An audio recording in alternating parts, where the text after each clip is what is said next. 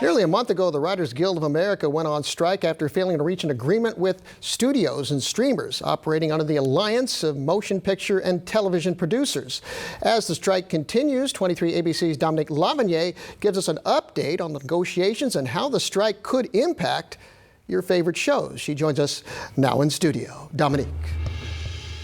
Well, if you were looking forward to catching new seasons of your favorite shows on streaming, you may have to wait a little longer. With the Writers Guild of America on strike, some shows and movies has already put production on hold. And one writer says by devaluing his profession, studios are devaluing their content.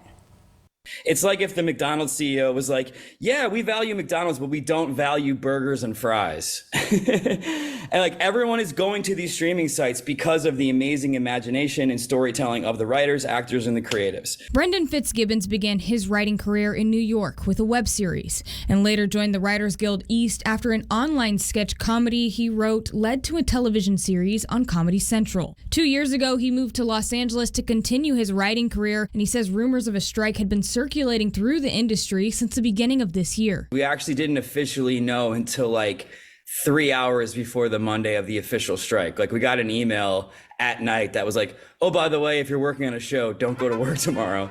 So it was like an abrupt halt stop. When do we want it? Fitzgibbons wasn't working on a show at the time of the strike, but he says it means he's getting less work and can't submit to any shows.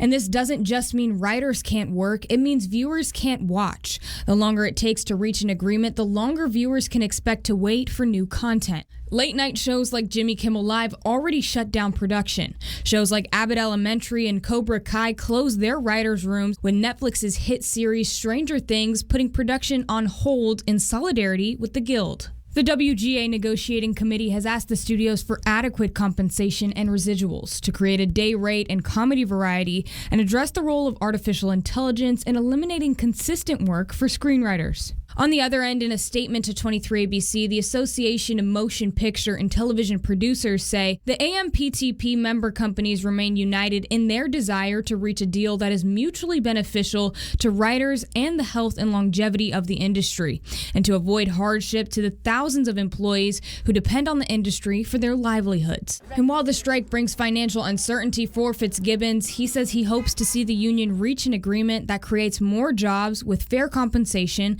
and balanced streaming residuals for writers. And I hope that overall, the streaming companies realize that they're devaluing the number one thing that made them popular in the first place, their content. It's the number one thing. It's the only reason why people are going to these sites and they've had so much success is because of the content, and they're devaluing it. The Association of Motion Picture and Television Producers released a complete statement in response to the WGA's proposal, which you can read in full on our website, turnto23.com. Live in studio, I'm Dominique LaVigne, 23 ABC News, connecting you. Dominique, thanks so much. As mentioned, the Writers Guild of America has been on strike for almost a month due to an impasse on pay with the Alliance of Motion Picture and Television Producers.